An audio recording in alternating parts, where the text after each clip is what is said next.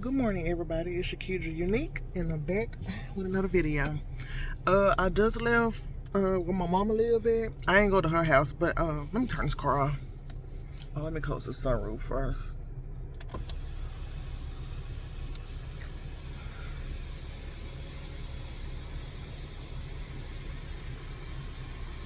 I ain't trying to be using all my gas up, but I just went to the bank and deposited some money I just made a few minutes ago. Um, yeah, I just did that. I just made it back home. I'm sitting in my driveway. Why my nose ring all the way down there? I'm sitting in my driveway. It's kind of cold in my house. I ain't turned no heat on because it's about to get hot in a couple in like an hour or two. So, but it was cold this morning. But I'm just sitting in my car because it's warm and the sun beaming out here. But I think I am gonna go in the house. I was trying to wait till it heat up before I go in there. But I guess if I get to moving around, I'm gonna get hot then because I want to go ahead and start painting while I'm in the mood. Because my intention was when I got back from the bank, go jump back in the bed and lay down.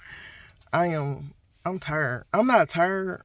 I just feel like laying down and just getting a nap in.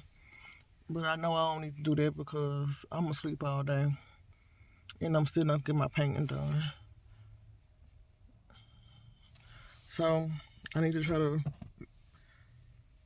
be productive with my time and stop putting it off and just do it. While ain't no kids here, ain't nobody in my way. Turn my little music on and just just paint. I got to touch up around my ceiling fan in the living room, and the one in the kitchen with the white paint, and touch up around the knobs. But I don't even think I'm gonna touch up around the knobs yet, cause I'm just gonna go to the lumber company and get some good knobs. I'm gonna ask them, do they have the screw that I need? I should have been doing that now.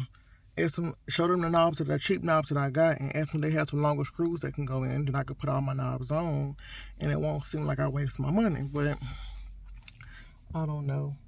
But I do want to just update to some more high class knobs. But I ain't in no rush to be spending no money on that because it ain't that serious right now. I just want to fix my kitchen up where I enjoy being. I enjoy being in my kitchen anyway. I'm glad I got rid of them my ugly brown old school. They're still the same cabinets, but I painted over them, and I kind of like the color. I wish it had a little more gloss to it. So maybe I think I can probably get a some. I don't know if they make it. I can't. I think they do though. 'Cause I think I seen somebody on YouTube doing it. Some type of gloss paint or gloss cover to go over that paint to put on the cabinets to make it a little glossy. But it's supposed to be paint and primer. It said gloss. Maybe I didn't really pay attention to the paint when I was painting because it's not dry looking. But I just wanted a little more glossy. But even if it's not glossy, I'm just gonna stick with what I got because it's still a little better than them brown cabinets that looked outdated, and I had them all ever since I moved in the house until I just painted them. So it did, make the kitchen look a little better to me. Um, what else I need to do? I need to. I just drank some coffee, so I'm gonna go a little bit. I gotta pee though. I had to pee real bad when I was up in the bank depositing the money because I didn't go to the drive-through, and it's just 8:50 now. I made it there at I left here at 8:16. Made it there at 8:30 because that's when the bank opened at 8:30. Left out of there at 8:36 and just made it home at 8:47.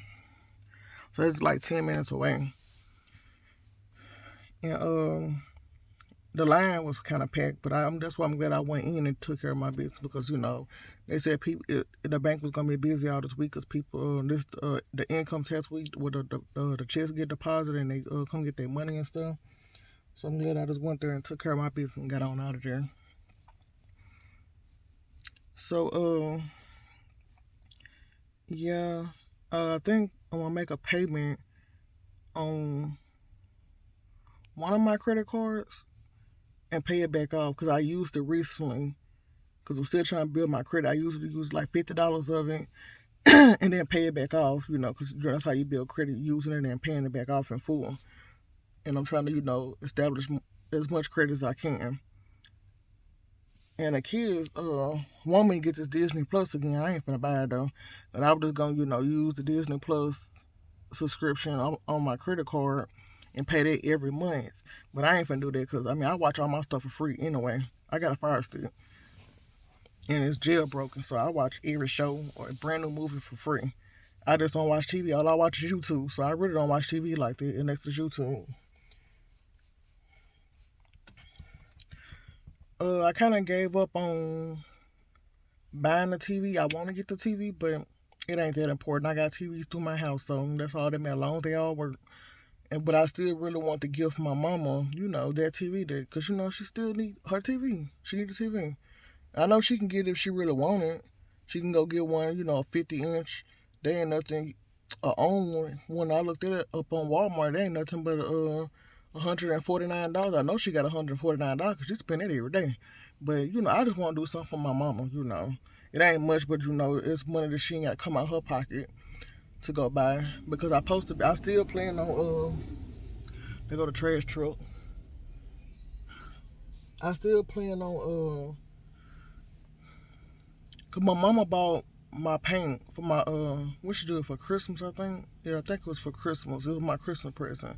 She bought me 2 cans of paint. I ain't even used the first can. I told her I knew I didn't need two. She said she knew I needed two, but I know I didn't need two. Cause it ain't that many cabinets. Then it's some good paint. All you have to do was like 2 coats on the cabinet. So I knew it would still be a lot left, but I could paint my my laundry room that gray color, but I don't think I really want to put it in there because it ain't that much light. I really want to do turquoise, but that's just too much blue. That's too much blue. I ain't gonna do that. That ain't gonna be too bright in the laundry room. But it just won't look right because ain't no windows in there. And I got some bright turquoise, the color of my bathroom, some bright baby blue turquoise looking color cabinets, and and in the laundry room, it just won't look right. And I can't put no decorations up in there because I ain't got no wall and all that stuff up in there. I had to make sure they got all my trash. So I'm not gonna worry about that. I'm probably just gonna paint them gray and get some brighter light bulbs to put up in there. And the other thing was what I was saying about my mama. I supposed to been, she did that for me and spent like $100. It was really 86, but I'm gonna say 100. She spent about $100 on me that day for my paint because she knew I really wanted it. And she knew I've been talking years about painting my cabinet. She said, "You know what? I'm gonna get this for you. This is gonna be your Christmas present because you've been talking about this for years that you want to do your cabinets." And I almost ended up paying $700 something dollars just for the man that did my barn doors. He said he do stuff like that. He a painter, not construction worker. What you call him? Like a handyman person. He got his license to do that type of stuff, like fix stuff and plumber and all that stuff. He do all that things. But I talked to him when he did my barn doors, and I showed him the cabinets, and he said, "Well, I'm gonna charge you about $700. That's the sand, paint, all the cabinets and all that." I said, "$700?" He said I had to take the doors off and take them to my shop, and I, sand them and bring them back, and we'll paint and everything, cover up everything, so no paint won't get out. I thought about it. I'm like, man, I ain't gonna spend no $700. I mean, it'll be professionally done and look good, but no, I ain't spend no $700 when I can just, paint my own self. I thought I had to sand. Turned out I didn't have to sand. I just painted over and it looked better to me. So, you know, I had a sander anyway. I never used it, but I wasn't gonna pay no $700. Well, now when I could simply try to do something my own self. So I got that done, and then I was telling my mama I had got my ceiling fan. He installed my ceiling fan that's in my kid's room the same day. A new one I had bought. Was it a new one? Yeah, a new one. They had a brand new one up in there, but it got the wires and stuff got wet because they had that leak in the ceiling. The ceiling fan still worked and everything, but it was it was just hanging from the ceiling and then I got the ceiling fixed. So I was like, man, I'm just gonna get a new ceiling fan in case that would get messed up later on. At least I have a brand new one. I ain't gotta worry about it getting messed up. So I got that one took down and put a brand new one up. And I got it from Walmart. I get all my ceiling fans from Walmart. They're Better Home and Garden ceiling fan. They look good to me. It don't look cheap, and it ain't ugly or nothing. I wanted the one with the wire cage around it, but I changed my mind because I don't think it'll give off that much light. It's like farmhouses. That would look good in my living room, but it don't give off that much light, and it's only 2 bulbs. The one I got now is 4 bulbs, and it bright my whole living room up when it's on. So I just stuck with that, and I got them same ceiling fans all through every bedroom in my house except for my room. I just got to update my ceiling fan because my ceiling fan, I got that done by my ex-husband when we first got married. So it been up for about 4.5, 5 years now. Cause we've been married 3 years, and this finna be 2 years that we've been divorced. So I'm gonna say about 5 years, 4.5 or 5 years. So I want to get my mama a ceiling fan. She really needs a ceiling fan in her living room. She been talking about that for the longest too. And I was like, but I want to buy the ceiling fan. But then every time I tell her I'm gonna buy the ceiling fan, I be like, "Do you want to get your ceiling fan?" She be like, "No, we can wait. We ain't got you ain't got to get it right now." Cause I want to go buy the ceiling fan. All she gotta do is call my handyman, and he said he'll put it up for $20. So I don't know what she want to do. I want to go ahead and just do it, but then I don't want to buy it and just sit around in her house on the floor when she never paid a man to come put it up. Because I feel like at the end of the day, if she don't do it, I'm going to have to pay for the ceiling fan and pay the man to go to her house, even though she ain't ever at home, so I don't know how he going to do it, but go to her house and put the ceiling fan up. So, I don't know, but right now the ceiling fans dropped from, they used to be 98, then they marked them for 80 something. No, 79. And now they $69.99 right now. So that's a good deal. I should go get mine since I already have it, but I ain't in no rush to get it. I'm gonna keep sticking with my little ceiling fan in my room because it's keeping my room cool for me right now. And then I don't want to have to move my bed because I have to move my bed for him to get up there to put the ceiling fan up. And I don't have to move that mattress and stuff. That stuff is heavy. But I might just keep my ceiling fan up in my room. That's what I wanted to get her, but she said she don't want her to hug her. She want hugs, with the little thing coming, like kind of hanging in front of the ceiling. Like the little bar thing or whatever you call it. I don't know. It hangs from the ceiling. It ain't connected to the ceiling. The one in my room is connected to the ceiling, which you call like a hugger ceiling fan because it's hooked up, attached to the ceiling. So she said she don't want another one of those. That's what she got right now. I don't like mine, but I mean, it's working for right now, so that's all that matters. But yeah, I want to do that for her.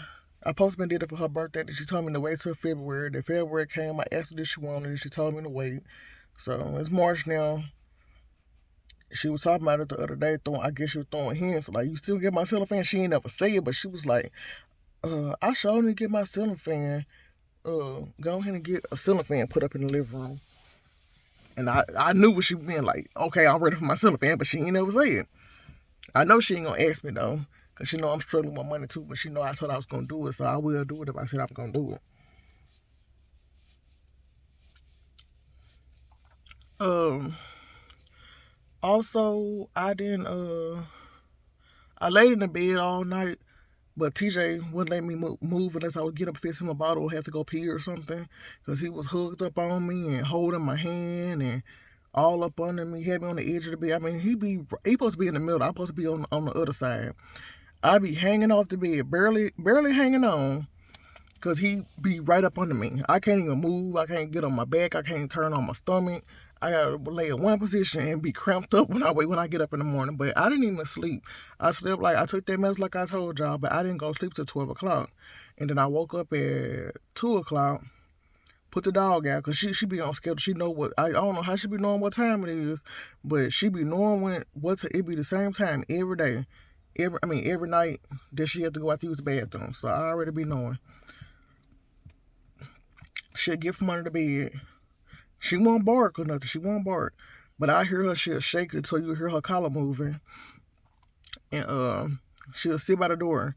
And if I don't just sit up to look at her by the door, she'll come on my side of the bed and just sit right there and look at me until I turn around. I'll be looking out like if I turn around, she gonna know I'm finna get up. But if I don't look at her, she probably won't lay back down. So I said I ain't gonna do it like that because I don't want to mess her bladder. I'm just gonna get up, take her outside, put her outside, let her use the bathroom. But I put her outside and I seen my oldest daughter light on. So I'm thinking like, did she fall asleep when the light on? So I walked in her room. She up in there on her phone reading. I said, girl, do you know what time it is? And she was like, yeah, I'm staying up until 6 o'clock. I'm not sleeping no more. I said, I hear you not sleeping no more. You better get up when I come over here at 6 o'clock in the morning. You better get up and get yourself together. And she was like, okay. Then I came back at 4 o'clock to fix TJ a bottle. Her light was off, so I peeked at her and she sleep. So, okay, 6 o'clock came. And I went in there to wake all the kids up to get ready for school. And I woke up and I left out. I said, make sure you get up this time. Now I went back in there at 6:40. Tell me why this girl's still in the bed asleep. I seen the light on, but I didn't see her moving around. So I said, I bet she's still in that bed. And I went in there. I think, she done got dressed and got back in the bed and laid down. I went in there. I see her little bunny thing still on her head. I said, Gabby, you ain't got up yet. She said, what time is it? I said, time for your ass to go to school. And she was like, oh, man. I said, no, all in my age, you better go in there and jump up and brush your teeth and get yourself together because I ain't dropping no kids off at school. You going to walk to school because I told you to go to bed early this morning while you was on that phone reading. I said, next time I'm taking out your phone or it will be on your TV stand and you cannot get it until you wake up in the morning. Even if you wake up through the night, you better go back to sleep because you do this all the time. And I had to come back and check on you to make sure you dressed. I ain't taking nobody to school. So, and you ain't staying home, so you gonna be outside if you miss the bus. That's what I told her. But she made it to school, walk down the street to the school on time and everything. It don't take her that long to get dressed, but I just don't like when she do that. But they already know I ain't taking nobody to school. Or if I had to, I will, but I always tell them I'm not taking them to school. Just to let them know, like, well, Mama, if I miss that bus, Mama gonna probably beat my butt because I missed the bus and then I gotta stay home with her because she ain't taking me to school. I'm still taking you to school, but I'm going off on you for missing that bus. But, dang, I forgot I was finna say. I told you, I'm always doing that. But, what I was saying? Dang, I don't know what I was saying. What I was finna say. What was I finna say? I don't know. It'll come back to me. Okay, it's been 18 minutes since I've been recording. Ooh, I got hot up in this car. Now I got this coat on. I know it's still cold in my house because ain't no sun beaming. Well, the sun's beaming over my house, but my house stay cold anyway. So even though it's gonna be hot outside, it's supposed to be 79 degrees today. It's still gonna be cold in my house. It's gonna feel like 50 something degrees in my house. Like my house don't get hot until the actual summertime. Then I had to turn on fans and air conditioning and stuff. It don't get hot until summertime. Like it had to be at least 85 to 90 degrees outside for my house to get hot. Now sometimes it be hot if I get to moving around. It feel hot, but it still be cold. It really still be cold. Cause they got up to 75 yesterday, but when the kids got out of school, they was like, "Mama, can you turn the fireplace on? Because it's cold in our room. It was cold up in there. It was super cold in their room. The door was open all day. No ceiling fan went on. Like I said, my house just be cold. So I had to turn their fireplaces on and everything. My energy bill should be cheap. No, I take that back. I forgot I've been having that fireplace on. But it should be a little cheaper than what I've been paying. Like I've been paying $369 a month. But all this month I ain't ran my big house unit. At the end of last month I didn't run it. Ever since I moved my bed, I ain't ran it. So, and they usually, make my bill high. But I ain't been having, nothing on other than the kids' fireplace and the heater in the living room. So it might still be high. I take that back. But I don't know. I don't think it'll be no 3 something. It should be about 220, something like that. My water bill was pretty high this time too, but I looked at it. The water bill wasn't high itself. It was the taxes from me staying down the street from the school, and the hospital taxes, which made my water bill high. Cause all this right here down from my house, so I had to pay taxes for the library, the school, the hospital, sewer, and then water. Sewer and trash, and then water. The trash was like 16, but the school really made it high in the hospital. It was pretty. My water bill was pretty high, but the water bill itself, just using the water, it wasn't high. That part wasn't high. So the bill's been going up really, but I'm waiting for summer because I won't have no gas bill. So I'm gonna have a gas bill, but I won't have to. It won't be number $8 because I won't be using gas because it's gonna be summertime, and the only thing that run on gas is my furnace. I think that's what you call it, the big AC unit that's attached to the house. That's the only thing that run on gas. So I'm not gonna be using it. So you still get charged the bill, but it ain't gonna be no $200 some dollars. It's just gonna be eight. I always spend $8 a month. Cause you gotta keep it active. Cause if I had got it turned, I used to get it turned off every summer, and then I thought about it when I had to pay a reconnect fee when wintertime come back just for somebody to reconnect it and all that. I said that's stupid. I just might as well keep paying a little $8 a month. That ain't gonna kill me, and I ain't worried about paying no reconnect fee for nobody to come out. So I just paid $8 a month. What else? Like I said, I gotta pay that. I might pay this credit card today, pay it on off, and I gotta pay half of the money to get Gabby hair done. I told her she gonna pay me back. I'm gonna take Aaliyah hair down Thursday, and um, yeah, I'm gonna take Leah hair down Thursday when they get from the Boys and Girls Club, and we go buy her hair from the hair store. Come home, take her hair down, wash it. The woman told me she can do it Saturday, but I told her, can she do the girls' hair? I think she thinks Bella too, but I know she should know I'm talking about the two oldest kids, cause she ain't did Bella hair in about a year and a half now, so I know she don't think I'm talking about Bella.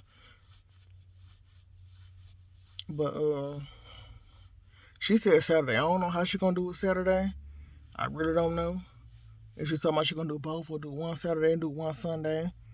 But she said Saturday. She just said Saturday. So I don't know. Because I really don't want to take Gabby hair down if her hair not getting done this weekend. But I'm sure it's gonna get done this weekend, but I don't want to take it down in case something come up and then Gabby don't like going to school with her hair down. But she'll ass still going to school. She don't like going to school, but she gonna go. She just feel like her hair is all this. Her hair real shorter than my. It really ain't shorter. She got more hair than me. She just don't think she do. Like I said, they don't like that shrinkage when I wash it. They look bald head because it be like a little small afro. The only person here that don't do that is TJ and Bella, but they daddy got real good hair. He had dreads down to his butt, so they hair not short really. And Isabella could have got her hair done this weekend when her daddy was down here, but he asked her. He was really pressuring her, but she was determined to say, stuck on. She don't want no more weave in her hair right now. So I had to ask her because he was hollering at her and getting an attitude. And I asked her, I said, "Dang, the mail truck running early." They know it now, so they usually run to 1 or 12, 1 or 2. Yesterday they ran 2, but he was hollering at her. Not yesterday, the other day when he came here. So I'm like, do you want your hair done? Don't you hear me talking to you? And she was humping her shoulders like, I don't know. She just kept saying she don't know. And I just asked her my own self, just talking to her, not hollering at her, not raising my voice. It's her choice. If she want her hair done, she want to put it in a ponytail, walk around nappy-headed. I ain't gonna let her walk around nappy-headed, but if she don't want her hair done, she didn't gotta get her hair done. So I said, Bella, do you want your hair done? And she shook her head no. And I said, there your answer goes. She don't want her hair done.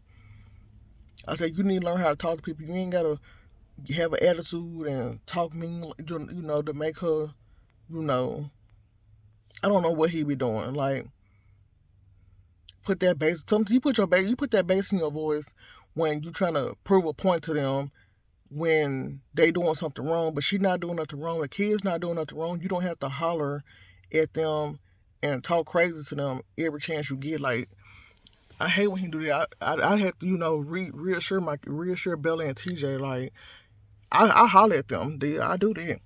I fuss at them. Sometimes sometimes I cuss at them too. But I always tell them at the end of the day, I'm not here to be mean to y'all and hurt y'all feelings and make y'all feel less than a person, because I don't want nobody making me feel like that. I'm doing it for a reason, to get you to act right and understand. But at the end of the day, I'm still sorry because I shouldn't do that. But it's better than me whooping y'all all the time. I'm not finna whoop y'all unless you really doing something you don't listen. But I'm not gonna beat you. Like, I feel like if her and TJ stayed with their daddy, he'd be beating them. Because you could tell by the way he talks to them, he'll be beating at them, cussing at them, have them hooked on drugs and everything. So I know what I was finna say. I couldn't go to sleep last night.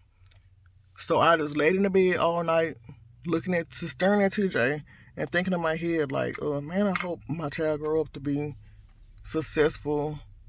The boys, you never know what to think, because you never know how they'll turn out, especially when you look at their daddy. But I was like, man, please don't let my son be no drug dealer, no street person, be hooked on drugs and all that type of stuff. So I was like, man, I don't know. I said, I don't want him to be nothing like his daddy. I want him to be the better version of me and his daddy, but a better version of his daddy especially. I want him to succeed in life. And he just looks so innocent right now. Because, babies, they look innocent. All kids look innocent. Even if they're bad, they look innocent. At the end of the day, they are innocent. They don't have a bad bone, a wrong bone in their body right now, because they don't know right from wrong at their age anyway. So, they're innocent. And I was just, he was holding my fingers last night while he was sleep snoring. And I was just smiling at him, wanted to cry, and just talking to myself and thinking to myself, like, I hope my son don't turn out like how some of these men is, or boys is, and kill people, or beat on women and stuff, or no, I don't want him to be done. I want him to be a good man, nothing like his daddy. That's all I kept thinking about, because he looked exactly like his daddy, but a little lighter, and he looked. And all I think about when I see him, I don't want to wish it or put it on my son, or talk it into existence, because he's still young. But I said, Lord, please don't let nothing ever happen to me, because I want to raise my son. And I feel good because this is my only son. Like, this is my chance to raise a king. You know what I'm saying? Like, this is my chance to raise a king to be better for a queen. You know what I'm saying? Raise him right, to raise his kids right, and treat his wife right. And I want to have a successful black man that I want to know that he's going to be a successful black man that I raise.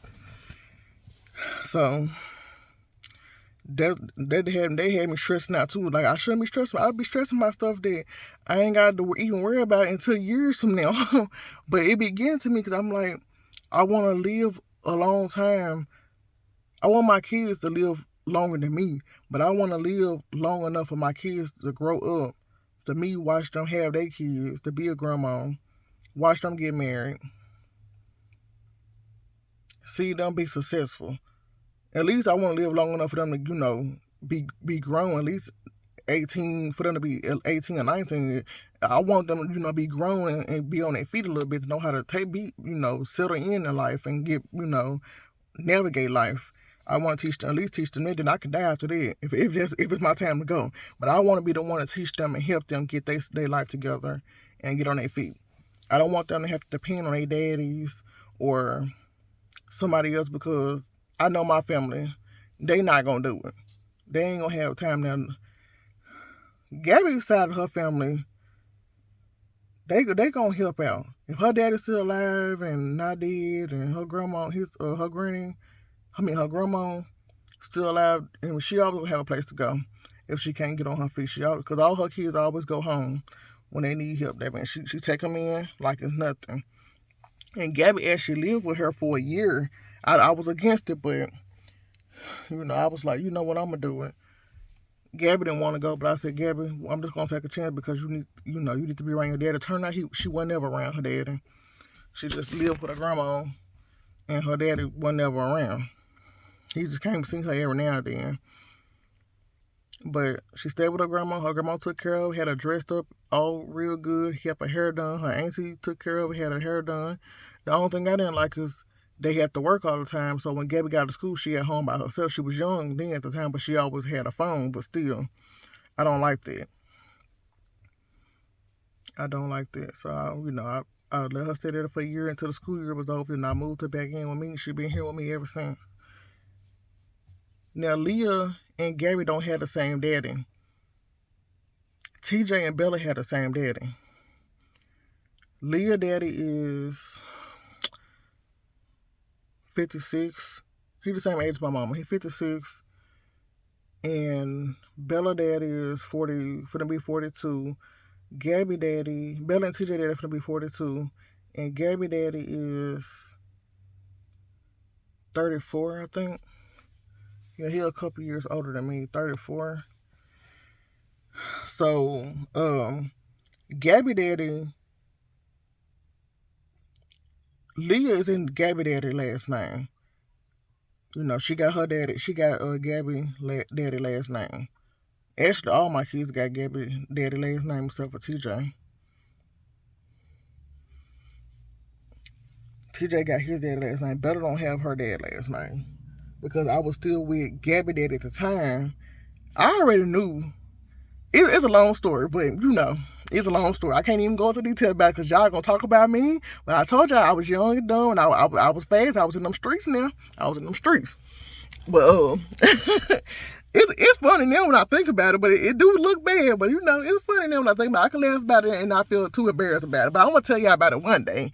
But don't make fun of me now. But I'm gonna tell y'all about it one day. But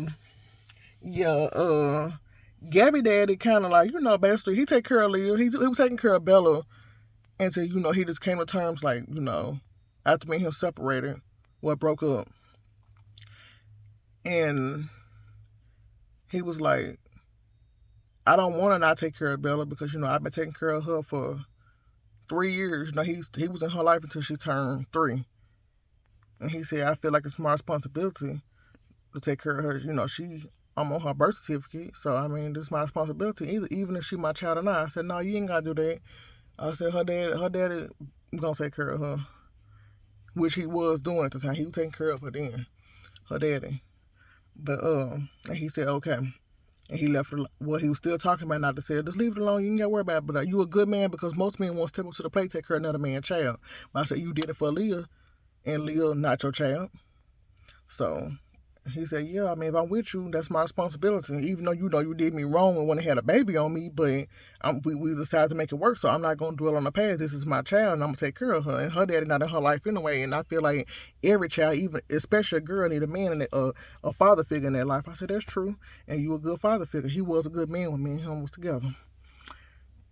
I don't know what. I think I done broke that man and messed him up so bad. He ain't got together no more. He ain't got together. He just doing bad. He can't stay in a relationship. He party and drink a lot. He wasn't even doing that when we was together. He party and drink a lot. And I know I changed him. He even told me out his own mouth one day. We were just talking on the phone, talking on the phone. Because he talked to the girls and then he was like, you miss me, don't you? And I ain't gonna lie. I said, yeah, I miss you. I wish we could make it work, but I know, that's over and done with. We ain't ever getting back together. I really do miss you, and I realized you was a good man, but I took advantage of you and manipulated you and used you, and I ruined something good. I had a good man to my kids and me, so I ruined it. So I know it ain't gonna never be a me and you again. So don't ask me, do I miss you? Like we gonna try to make us work. So don't ask me that. He was like, I miss you too, but yeah, we can't never get back together. I said, okay. I wasn't sad nothing because I know he'll never trust me again. But look what all I put him through. Actually, it would have been 3 kids. I already knew Gabby was his child, but I was molested when I supposed to been going to go meet him. I guess somebody been watching me and him meet up when I was younger, when I was a kid, a teenager. And I used to sneak out the house and go behind my mama's house. It was a church back there. And I guess whoever lived back there, it was, whoever was living back there, was some older men living back there.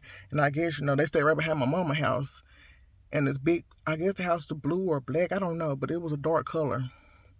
But even when I was a kid, I used to watch them all the time. When I was a kid, they used to go. My mom stayed beside the railroad track, so they used to be on the railroad track walking, just standing out there behind the weeds and stuff. But you can see them because they got bright color clothes on, standing behind the weeds on the railroad track, looking at us. Me and my sisters and brothers playing. They used to just stand there all the time, just walking on the railroad track all through the day, or just stand there for a long time, just staring at us. So I knew they was some creeps, but I thought they had died because I never, seen them no more when I got, like a teenager or nothing. I thought they died or moved or something. So I used to sneak out at nighttime, and it's wooded back behind my mama's house. There ain't nothing but weeds in the woods. So I met Antoine on MySpace, and we started meeting up. He was good, man. I was scared at first, but my cousin was doing it, and I was like, I wanted to, I don't know. I was a tomboy, so my self-esteem was low. So I was like, "Ooh, a boy actually like me, and I actually think he cute." I would think he was cute then. I was thinking the boy was cute, and I told my mom that I was gonna be gay or a lesbian. Not that I'm judging, because I mean, people like what they like. I don't care. I'm not no judging type. If I was gonna be a lesbian, I know she was gonna accept me for who I was, but I never liked the girls, and I was trying to tell her I don't like girls.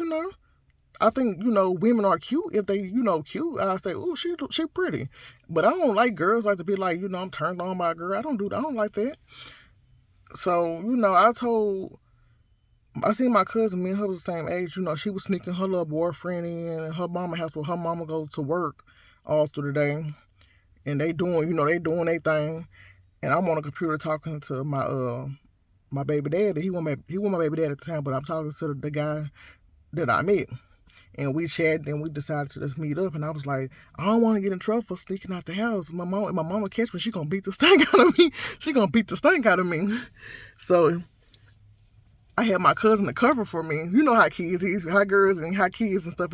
Like, girl, cover me so I can run back here to go see him, or blah blah blah blah blah blah. So she covered for me and made it seem like I was in her house. She was doing my hair or something, or we were just trying on clothes to find out what we gonna wear to school the next day together. We always wore each other clothes, shared clothes and stuff. My cousin was close, but she was fast. My mama, one thing I know, my mama had, my mama had she still got the same house now, but my room was on a porch. We turned the porch into my bedroom, so I didn't have to go out the back door. The back door was my mama's bedroom, so she would have knew, like, what the hell, take a hustle on and get her ass back to the house. So I went out the front door, and I just, picked the door up and slid it up so it wouldn't make no noise. And I went out the front door, but I went all the way behind the house because my grandma's house is on the other side, so she would have seen me coming out the house because the light on my mama end of the house come on. So I went all the way around the house in the weeds, scared, think I'm gonna get attacked by a possum or a bear or something. But I walked through them weeds and ran through there, jumped the fence, and jumped the other fence and went over there beside the abandoned church, and me and him met up and whatever. But I didn't know I was being watched all the time by the perverted people. So, I was on the phone one day with my kid's dad, and my first child daddy. And he didn't make it. He wasn't making it on time like he usually do. So I had already went out there to wait on him because my mama had left the house. I said, "Well, this is my chance to leave." Because my grandma was outside, and she was a little younger then, so she stayed watching so she could go tell my mama that we sneaking out or doing something we ain't got no business doing. So I had to sneak past her. So I went out there a little early so she won't see me leave out the house. So I went out there about 15 minutes early to wait on him. And me and him was on the phone, but I wasn't talking because I didn't want her to hear me. I wasn't talking till I got by the church. So I'm waiting on him, and he was coming from Minnesota to come where I live at, and it happened right there. Even he was on the phone, he heard everything. So that's the day I got caught up because he came and got me, picked me up, covered me up in the blanket that he had in his car, and drove me around the corner to my house. And my mama was pulling up, and she was like, "What?" She went in the house, and I was just sitting there. Me and him was sitting there, and I was crying. And he was talking to me. He was like, "You need to. What happened?" And he already know what happened. He was like, "Is you gonna tell your mama or something?" And I was like, "No, because I'm gonna get in trouble because I should not have been back there anyway." He was like, "But this happened to you." So I went. We never told her. He said he was mad. So we kind of broke up because he was like, first he was like, "You sure this happened to you?" Because you know how men is. They be like, You sure you want to come like that to see them, or you cheated on me and you want to say this happened? I said, why would I do that? And I'm finna meet you. So why? That'll be stupid. And he was like, I'm not trying to accuse you. It's just confusing. And like, we broke up because I wasn't gonna tell my mama because he wanted them to get locked up. Yeah, he wanted them to get locked up, go to prison, or something happened to him. But I won't tell my mama. So we broke up for 3 days, no, a week. He was still checking on me, but we went on the phone and talking and texting like we used to do. So I was depressed at school, y'all. And man, 2 weeks passed, and we just decided we were just gonna just leave each other alone for good. Because I was like, you know what, I'm not gonna do this no more. My cousin kept on getting in my head like, girl, just move on, talk to somebody else. Don't worry about him. So no, he called me while I was at school because I kept crying and texting him, talking about, can you please talk to me, give me another chance and stuff like that. And he was like, no, I don't think I can do this because you let something terrible happen to you when you should have let somebody know about this. Okay, what if they do it to your little sister or your cousin or your grandma, and your grandma old and she always outside? I said, yeah, you're right, I should tell. I was finna go home and tell when I got out of school. And he was like, if you don't tell, we just not gonna see each other no more. We just gonna end it. So I said, okay, I'm gonna tell her when I get home. I got scared when I got home because I was nervous because I was still thinking my mama gonna beat this thing out of me because she was gonna say, what you doing back there anyway? So I got scared because my mama, man, she looked mean. She looked mean. She looked mean. So I was scared of her. She didn't play. But I made it home. I never told her. But he called me on the phone when I went to my cousin Tree's house across the yard. Her name Treese. And she said something. She always was lying about saying she was pregnant to keep a man. So I said, I'm gonna do it. She was like, just tell me you pregnant and so. I was like, why would I do that? I said, that's so stupid. Okay, so I got on the phone and he was like, did you tell her? I said, no. He said, well, we done then. And I heard up and said, we gotta stay together. I'm pregnant. And he was like, you pregnant? I was like, yes, I'm pregnant. He was like, you was not pregnant. I said, I am pregnant. He's like, I'm gonna bring you a pregnancy test right now. If you're not pregnant and you lying, I ain't never talk to you again. Man, y'all, I was so scared. I was like, I don't want to lose him. But I was like, I know I ain't pregnant. So I said, I don't want to lose him. So her mama was cool. Like, she wouldn't snitch on me or nothing, but she never knew what her child was doing. But it was just different. Her mama was okay, She wasn't, telling my mama certain stuff. Like, she didn't know what I was doing, but I'm gonna tell y'all what happened. He brought me the pregnancy test. I went, me and my cousin walked behind her house, to the fence. Like, we stayed in the light, so we didn't care about my grandma seeing us. I didn't care no more. But I didn't want that to happen again with them people. So we walked in the light, and he met us at the fence. Because he didn't come in the yard because, he just didn't come in the yard. He didn't come to my house. So we walked behind her house, and we walked to the fence, got the pregnancy test. He got back in his car and sat back there. And I went back in the house. Her mama was at home. My Tree's mama was at home. And she was in the living room on a computer playing Candy Crush or something on Facebook. So she said, what y'all doing? We was like, nothing. We finna go back in the room and listen to music and talk. And she said, okay. So me and Teresa went in the bathroom, in her bathroom. And, I peed in a cup. And we stuck the pregnancy test in the cup.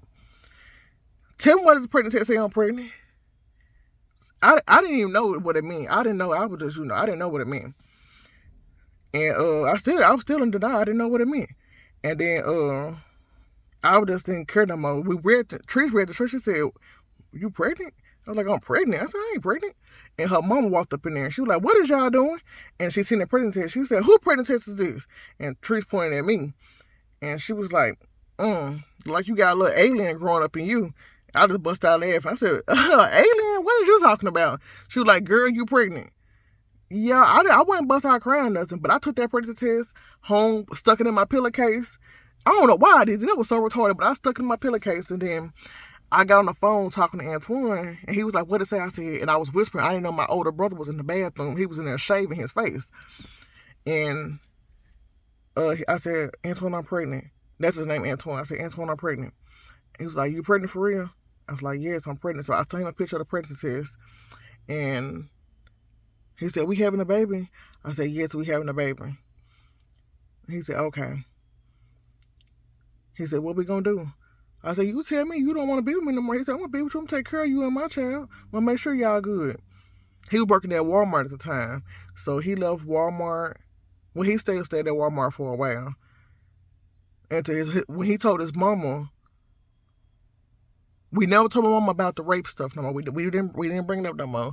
But me and him constantly kept talking about it as the months went on. Like, I found out in October. Me and him got together in September on my brother's birthday, September 12th, because he met his girlfriend the same day. Him and his girlfriend started talking, my younger brother. That same day, me and my kid's dad hooked up. So I'm always remember that was the day we met. Well, the day we got together. We was already chatting, but the day we actually got together. And we started, getting close again. We was going to football games, and my mom was letting me leave with him. She trusted him anyway. She didn't even think we was having sex, to be honest, because he was a virgin his own self. and I was 17 when I met him. I think he was 19, but he looked like he was a virgin. You can look at him like he looked at all nerdy and geeky and wore thick glasses and dressed like a nerd, but he was fine though. So you couldn't say he was fine. He was fine. But my mom was letting us go out to the movies and just go hang out and stuff. So we went to his house, and then me and his mama couldn't stand each other. She always thought I was like a hoe, or I didn't mean her son no good. I was taking advantage of her son because she knew her son was quiet and nice and all that. He was always spending money on me, buying me phones, clothes, and he was taking care of me. Like, he was cherishing me, like doing everything. He would treat me like a girl or a woman supposed to be treated. Open the doors. No, she hated it. She really hated it. But me and her got into it. And I don't like to disrespect nobody's mom, but I was young, so my mouth was foul a little bit when somebody tried to, talk about me or talk down on me. But he was like, Mom, I gotta tell you something. She was like, what? She still spoke to me. His whole family spoke to me when I went to the house. They didn't treat me bad, but she never liked me. She didn't like me after she found out I was pregnant. Cause we was cool at first. Like, she never, she always say, when you gonna bring Shakidra over? We can have dinner and stuff like that. She treated me nice. But when she found out I was pregnant, no, she didn't like me no more.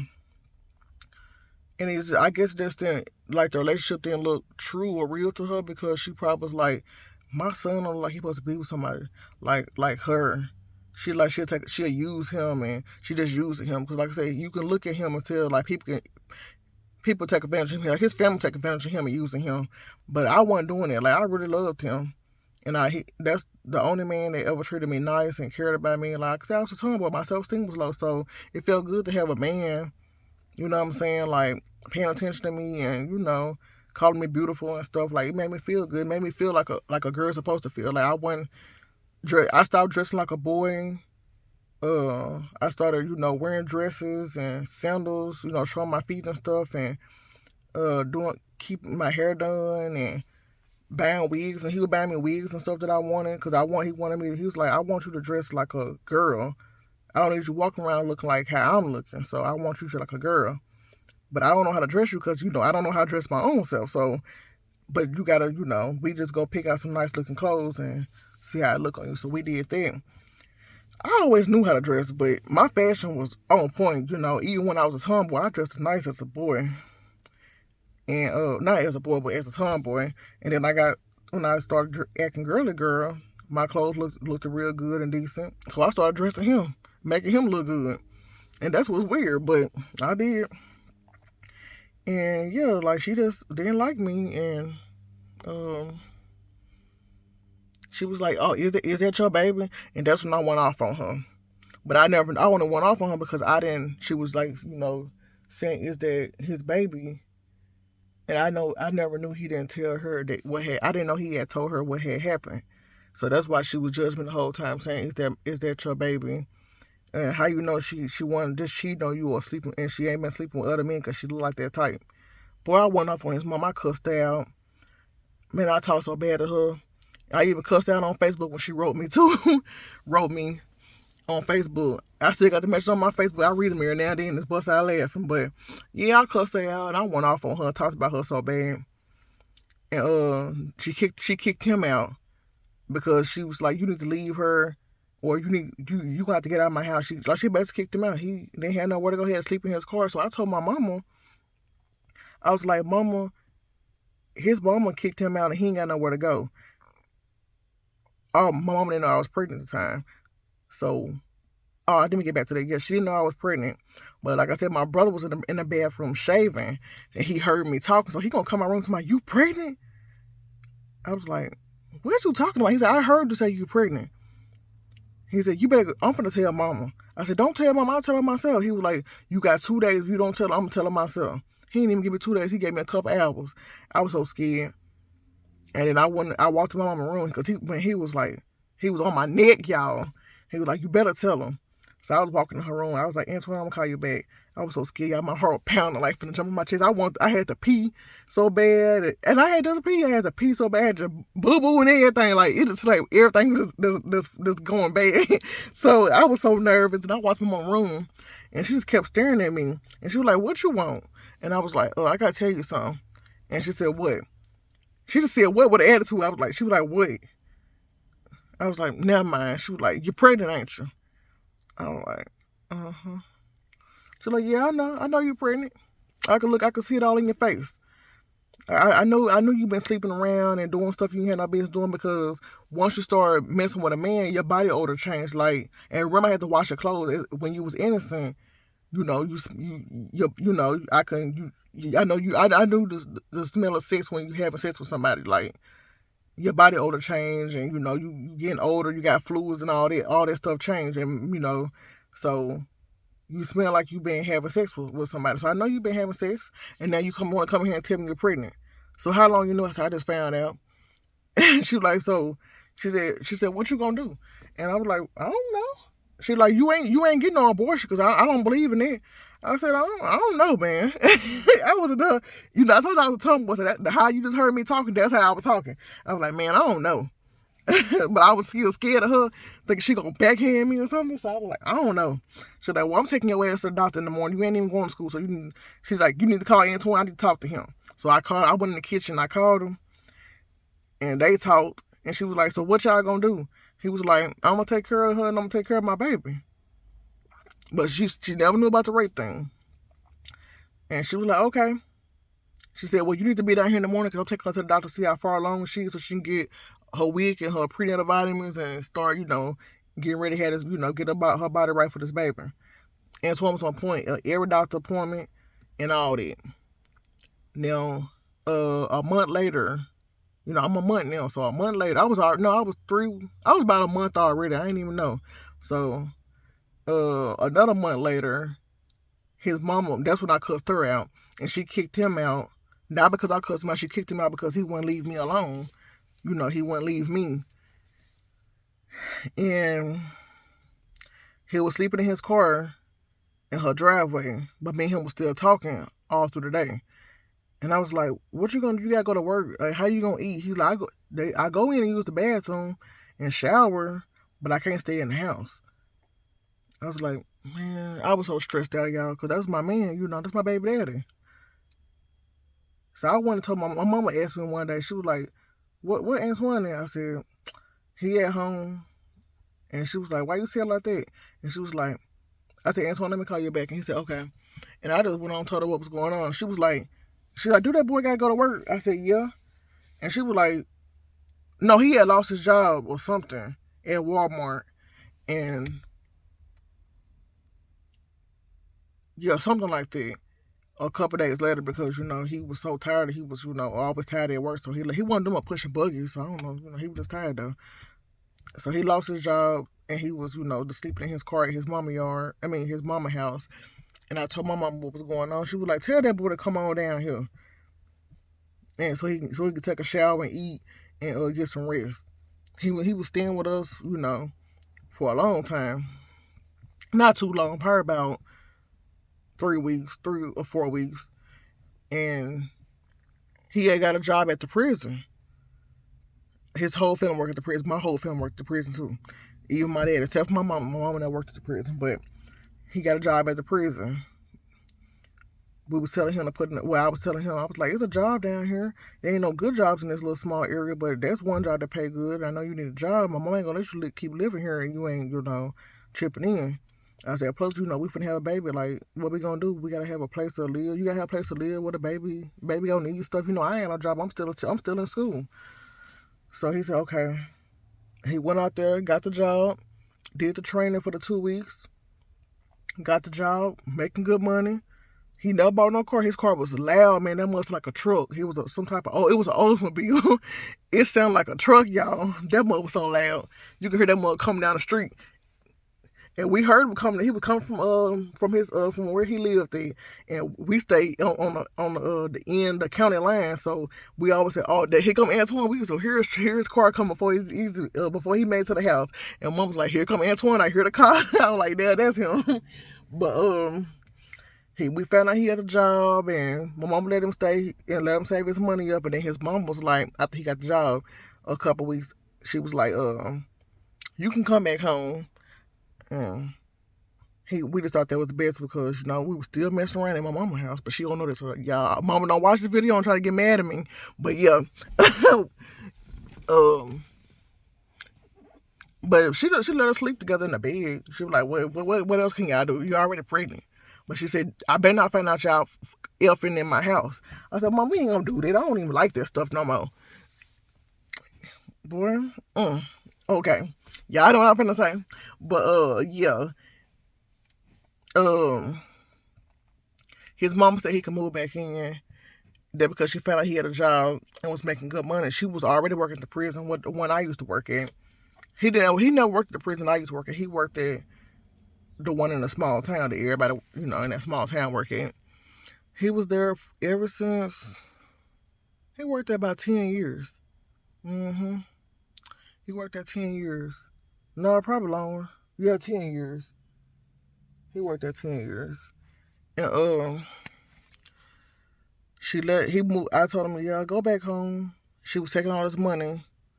And he was like, I'm trying to save because I'm trying to find me a house. He said he ended up saving up a whole lot, because he wasn't spending no money. He wasn't doing nothing there, but he had to pay rent at his mama's house to live there. So that's the only money he was spending. So he was, paying rent to live there and eat and stuff. He had to pay all that. But that's like, well, $400 some dollars out of $2,000 every 2 weeks. So, he saved up a lot of money. And then they got into it because something happened. She let me come back. She started letting me come back over there. She was like, she was trying to be nice again after I went off. I guess she just thought she was going to run over me too and wasn't expecting me to go off on her. So, she knew me and him was having a baby, and his whole family knew. So, they was like, she was like, Shakira, you can come over and stuff like that. And so I didn't want to. I said, I don't even like these folks no more. With her. I said, I don't even like her no more. But I went over because he asked me to come on over. I just want to get out the house anyway because my family was getting on my nerves. And we went out to eat Chinese. And we went to Walmart and shopped and just looked at baby, window shopping, looked at baby stuff. And what else we do? We went to the park and just sat out there and we walked a little bit too. And then it was nighttime, so we went by his house. And then my mama called me. She was like, his mama was finna go out of town. So his mama said, y'all can spend the night at my house. Cause I need somebody to, sit here. I don't want the house to sit empty when we go out. They was going to Detroit. So y'all can, you and Shakira can spend the night at my house if her mama don't mind. So I told my mama what she said. She was like, yeah, you can spend the night. It was a weekend anyway. So I ain't had to go to school. She was like, yeah, you can spend the night. She ain't care no more. She was like, you're already pregnant, so what else could possibly happen? So she was like, yeah, you can spend the night over there. So we spent the night at his mama's house.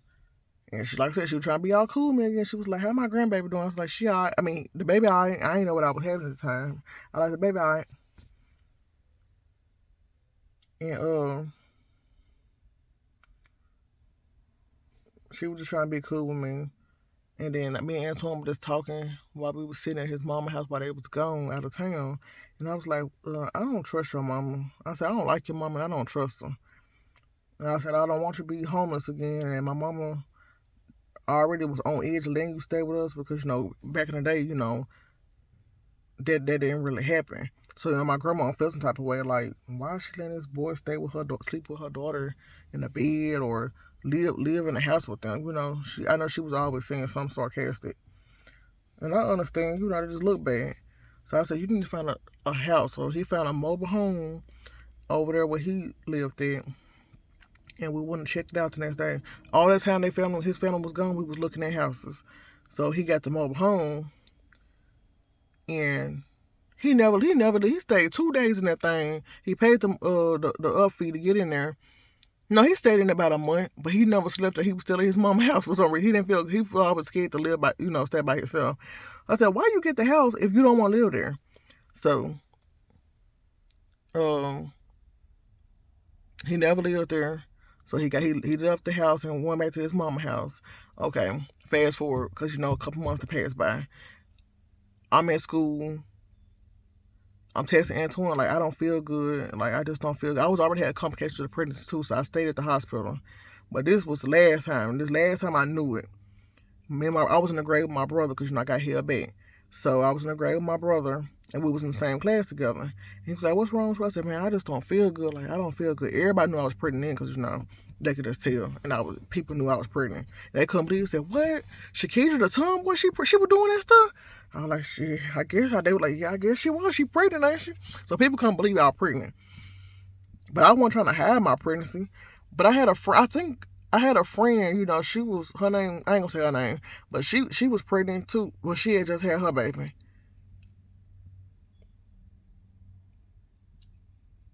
And I was like, girl, you would not believe it. She was like, what? Girl, I'm pregnant. She couldn't believe it neither. Because like I said, nobody didn't think I was doing that stuff, so looks could be deceiving. That's why, I don't put nothing past these kids today. I keep a good eye on my kids. Because you never know at what age, when it can happen, what's going on. You got to keep an eye on these kids today because you never know. I know we all been kids, so we all know what it's like and what we did. So we go about how we done acted and what we did. But yep, nobody come to y'all pregnant, but I knew something was wrong. So I was walking down the hallway, and I just kept cramping. I kept getting this bad cramp in my stomach. So the last cramp, man, it put me to the floor. I didn't even know I was having contractions. I just thought I was just cramping. And I was like, I don't feel it. I was hollering, boy, like, like I'm about to die. And then my brother ran out the room. I walked out the room. I kept telling her, I said, I need to go to the bathroom. She's like, you're not going to the bathroom. She was a mean racist teacher, too. She did not like black people. But she was like, Shakita, you was not going to the bathroom. I don't care about you being pregnant. You had a time. You had 5 minutes like everybody else to go to the bathroom. I said, I'm going to the bathroom. So I walked out the room because I kept having like these bad cramps. And then my brother just ran out the room when he heard me in the hallway screaming and hollering. So all the kids came in the hallway out the room. And he was like, he got my phone. He called my mama, and the school called the ambulance. And then I was rushed to Lake Village Hospital, and they put me on the screen. They was like, she finna have this baby today. She got preeclampsia. She finna have this baby today. She ain't even that far along, so I mean, this baby gonna be super small. So she can't have a baby here because our hospital don't have that type of equipment to take care of a baby that small. So I got rushed to Little Rock to UAMS. They gave me a steroid shot every couple hours. They gave me a steroid shot.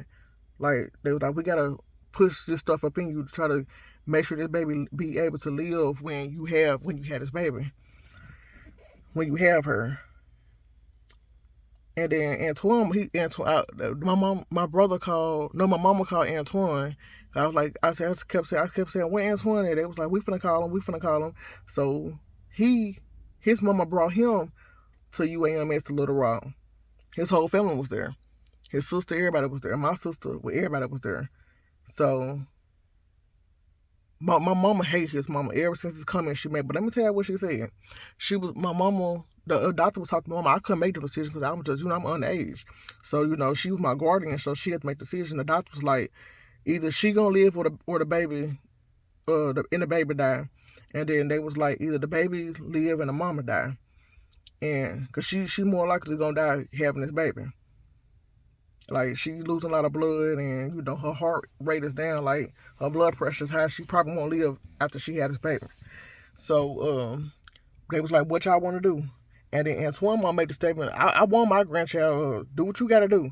Or my mama cussed her. I heard my mama in the hallway going off, boy. She was like, "How the fuck you go?" Oh, my bad, y'all. She was like, "How the f you gonna tell them this is my baby? My baby. She always can have another baby or adopt a baby. She can't have no more. But I'm not gonna lose my child because you want a baby to get brought in this world. At the end of the day, my child life matter. Her and your son can have another baby later on if they're able to or adopt. But I'm not gonna lose my child or something like that." And then my mama came and told me what she said. Boy, I was heated. That made me even more contractions. My heart rate went up. And Antoine came in there and talked to me. I said, "Everybody get out." I was making a decision then. I ain't even care no more. This is my baby. This is what I want to do. Me and Antoine came in the room. Me and him talked. He was like, I don't want nothing to happen to you. We always have another baby, or is that meant right now? I said, I don't want to think like that. This is my first child. I want my child. I want my baby. So he said, "What you saying?" I said, "You hear what I'm saying? I want my baby. I'm not gonna have a baby, but I want my baby brought into this world." Boy, that was the worst pregnancy ever. I just knew. I felt myself dying after I gave birth to her. But he was like, "Okay." I told the doctor. My mama was mad. She didn't even talk to me. She was so mad. Like how you gonna choose this baby? This your first child. Like you knew the complications of having the risks of having a baby young. So why would you choose your life when you still young? You can have another baby. That was she was trying to get through my head, but I didn't care. I knew Antoine was gonna be a good father. He could take care of our child. I knew he was gonna do it. And he never disappointed me. After we had her, and of course I'm alive, but I live to see. He never disappointed me until now. But I had the baby, 1 pound 2 ounces. Yeah, I see. I got big hands. I told you I was on steroids. I got big hands, so my hands bigger than my face. I held my baby in one hand, but I didn't get a chance to hold her right off. Nobody could. She was small. They had to hook up to a machine and rush her to the NICU to get her started on, get her, her lines and stuff put in her body, to get her together. They was like, we don't know if she's gonna live. It's a waiting game. So, I had the baby, and then after I had her, I didn't even know I had the baby. I just was laying there and I had the baby. I didn't even know I ain't had no epidural because look how small the baby is. It was too late for me to get an epidural for the contractions, so I had to keep having the contractions. But I didn't even know I had the baby because the baby wasn't crying. They just told me to push one push and the baby was out, and I didn't hear no crying.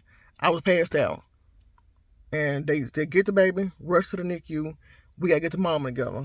I don't remember nothing. Antoine and my mom remember everything. I don't remember nothing because I was passed out. I just knew I knew my life slipped away from me. I was like, yeah, this is my time. I'm gonna die. I ain't even get to see my baby, but I just knew it. Like I felt it. I kept feeling it while I was laying there. Like I was lightheaded, dizzy, couldn't breathe. I was hooked up on oxygen and all that stuff. I said, man, I'm dying at a young age, man. I was regretting having a baby then, like, just having a baby. I was like, I really don't want to die, but I'm dying.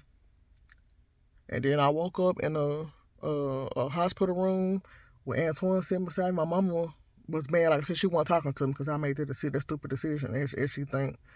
So she wasn't talking to me. And it was May 9th, but May 8th, I think, was Mother's Day. Whatever, the one day it was Mother's Day, the day before or May 9th, I don't know, it was Mother's Day, but I think it was May 8th or something like that. But it was Mother's Day, and like I said, my mama wasn't talking to me. Antoine had blooms and roses up in the hospital room waiting on me, congratulating me on the baby, checking on me, and he was a Happy Mother's Day. Congratulations on being a mother and stuff like that. And I was like, thank you. And I was like, where the baby at? He was like, I don't know. I haven't heard nothing. I ain't seen the baby no more. I don't know. I was like, okay.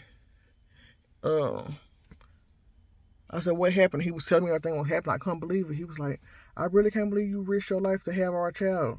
I really thought you was gonna die, man. They did a lot of work on you.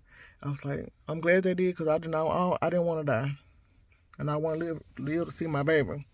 So, my mama finally came and she knocked on the door. She had attitude. I know she had attitude. I was like, you can get out. That's how I was looking. You can get out. But I ain't say that, because I wanted my mama. This is, a special moment to me. I'm scared. So my mama came in. She was like, Happy Mother's Day. She brought me some flowers and a balloon. I said, thank you, mama. And she was like, how you feeling? I said, I don't know. I just want to see my baby. I stayed in the hospital for about a month, I think. Because I couldn't leave the hospital, They had to, I lost weight. And Antoine stayed with me the whole time. My mama had to go back, my sister and them had to go to school and stuff. But Antoine stayed with me. His mom and them stayed, but they realized they couldn't go in the room to the baby because the baby was too small and germs and stuff. So they just went back home. And no, I think it was longer than a month. I don't know, because she stayed in the hospital. The baby lived in the hospital 6 or 7 months. She came home at 7 months. And she was still super tiny. She was like 5 pounds, 5 pounds 9 ounces when she was able to come home. But she stayed in the hospital about 6 or 7 months. But after a while, they let her see the baby and hold the baby skin to skin. Like nobody couldn't have no clothes on. Because, her skin was delicate, so you couldn't have no clothes on to hold her. And stuff like that. So Antoine wheeled me in the hospital, in the NICU. The people said, "Well, we got a surprise for you." I said, "What's that?" They were like, "You get to visit your baby today." Now, the first 2 times when they had all hooked up, it was scary. Like she was under this purple light. I wish I could insert the pictures, but I don't know how to do that. But she was hooked up on this purple light, and she was on her stomach, and she had like this little small, tiny diaper on. Like I said, my hands was bigger than her. So I was scared. I said, man, my baby ain't gonna make it. She had these little things on her eyes and wires all through her body and stuff, and in her nose and stuff. Had a little hat on. She looked like a skeleton. That's what she looked like. She looked like a skeleton. And the thing about that was, they said, you can go visit her today. You can't hold her, but you can go visit her. So he wheeled me in a wheelchair, and we went to the NICU. We had to get our ID badges made. And we was able to see her. And then a lot of days went by. We went to see her every day at the NICU, all through the day, all through the night. We basically stayed in there, and I was pumping breast milk, but I was barely getting any milk because, like I said, I wasn't fully developed. Like my breast wasn't fully developed to produce milk. It took a while for the milk to come in.